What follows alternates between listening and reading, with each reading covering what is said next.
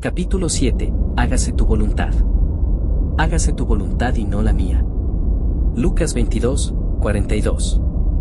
Hágase tu voluntad y no la mía. Lucas 22, 42.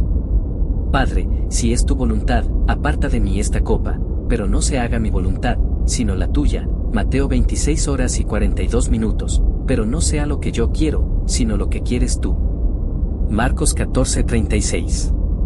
Esta resignación no es un fatalismo ciego, por el contrario, es la toma de conciencia iluminada de que, yo solo no puedo hacer nada, el Padre que está en mi interior hará el trabajo. Juan 5:30. ¿Acaso no crees que yo estoy en el Padre, y que el Padre está en mí? Las palabras que yo les comunico, no las hablo como cosa mía, sino que es el Padre, que está en mí, el que realiza sus obras. Juan 14:10. Cuando una persona desea algo, intenta hacer que algo que ahora no existe aparezca en el espacio y el tiempo. Con demasiada frecuencia no somos conscientes de lo que en realidad estamos haciendo. Inconscientemente, declaramos que no poseemos la capacidad para expresarnos.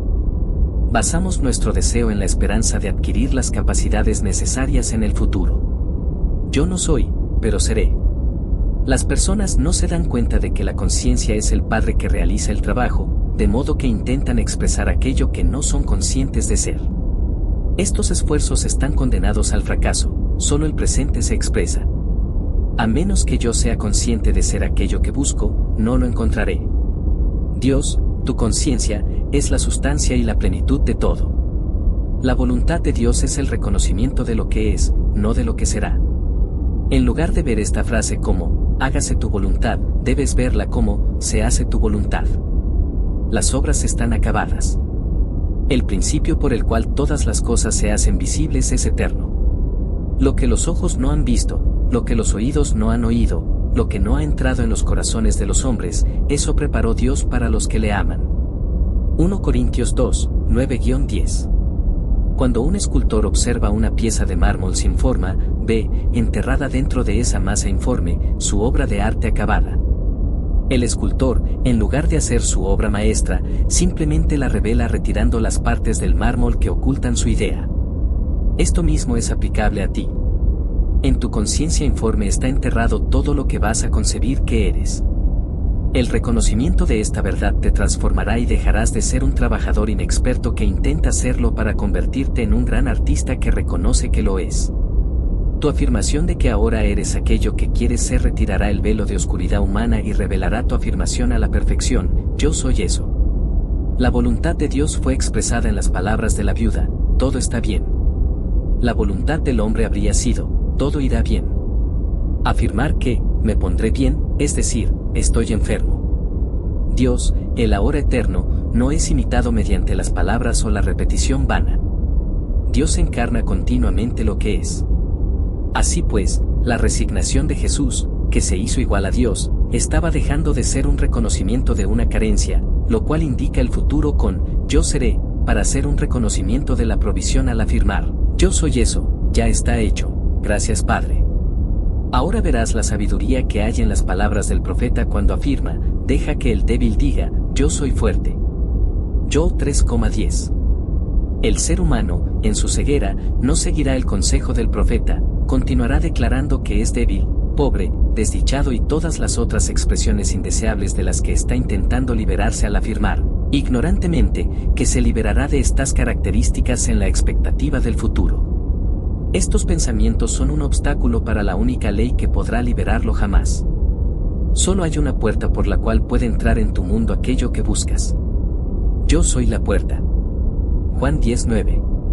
Cuando dices, yo soy, estás declarando que eres, en primera persona, en tiempo presente, no hay futuro. Saber que yo soy es ser consciente de ser.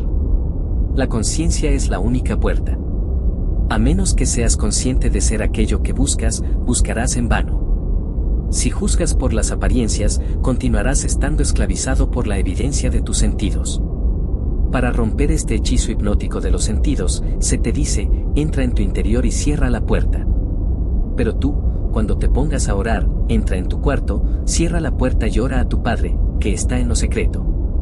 Así tu Padre, que ve lo que se hace en secreto, te recompensará. Mateo 6:6. Ven, pueblo mío, entra en tus aposentos y cierra tras ti tus puertas, escóndete por corto tiempo hasta que pase la indignación.